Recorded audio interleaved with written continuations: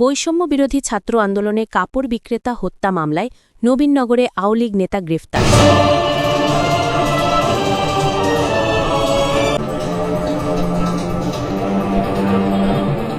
রাজধানীর মিরপুরে বৈষম্য বিরোধী ছাত্র আন্দোলনের সময় কাপড় বিক্রেতা আনোয়ার হোসেনকে গুলি ও কুপিয়ে হত্যার অভিযোগে দায়ের করা মামলার এক আসামিকে গ্রেফতার করেছে পুলিশ। গ্রেফতারকৃত মেহেদী হাসান ২৭ নবীনগর উপজেলা ব্রাহ্মণহাতা গ্রামের কামরুজ্জামানের ছেলে। সে নবীনগর উপজেলা যুবলীগের যুগ্ম সাধারণ সম্পাদক ও আওয়ামী লীগের নেতা বলে পুলিশ জানিয়েছে। পুলিশের প্রতিবেদন অনুযায়ী সম্প্রতি ভাটারা থানা এলাকায় স্থানীয় ছাত্র জনতা মেহেদী হাসানকে আটক করে পুলিশের কাছে সোপর্দ করে।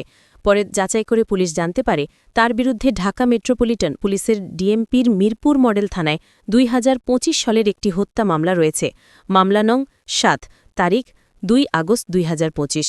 এরপর ভাটারা থানা পুলিশ বিষয়টি মিরপুর মডেল থানা পুলিশকে অবহিত করলে তারা এসে আসামিকে গ্রেফতার দেখিয়ে আদালতে প্রেরণ করে। মামলার এজাহার সূত্রে জানা যায় ২০২৪ সালের ৫ আগস্ট সকাল ১০টার দিকে মিরপুর ১০ নম্বর গোল চত্বরে কোটা সংস্কার আন্দোলনের সমর্থনে একটি শান্তিপূর্ণ মিছিল অনুষ্ঠিত হয়। মামলার বাদী এবং তার ছোট ভাই কাপড় বিক্রেতা মোহাম্মদ আনোয়ার হোসেন সেই মিছিলে অংশ নিয়েছিলেন।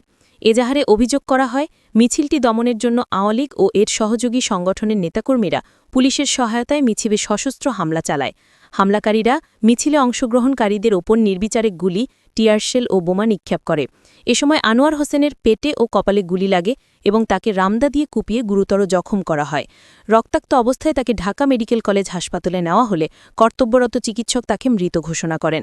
এই হত্যা মামলায় মেহেদী হাসান ৪৪ নম্বর আসামি। পুলিশের প্রাথমিক তদন্তে হত্যাকাণ্ডের সঙ্গে তার জড়িত থাকার প্রমাণ পাওয়া গেছে বলে প্রতিবেদনে উল্লেখ করা হয়েছে। পুলিশ জানিয়েছে, জিজ্ঞাসাবাদের সময় মেহেদী হাসান ঘটনা সম্পর্কে বেশ কিছু গুরুত্বপূর্ণ তথ্য দিয়েছেন, যা বর্তমানে যাচাই বাছাই করা হচ্ছে। মেহেদী হাসানের বিরুদ্ধে এই হত্যা মামলা ছাড়াও ব্রাহ্মণবাড়িয়া এবং নারায়ণগঞ্জের ফতুল্লা ও সিদ্ধিগঞ্জ থানায় আইন শৃঙ্খলা বিঘ্নিকারী অপরাধ, বিস্ফোরক আইন ও হত্যা চেষ্টার অভিযোগে আরও একাধিক মামলা রয়েছে। মামলার তদন্তের স্বার্থে তাকে কারাগারে আটক রাখার জন্য আদালতে আবেদন করেছে পুলিশ।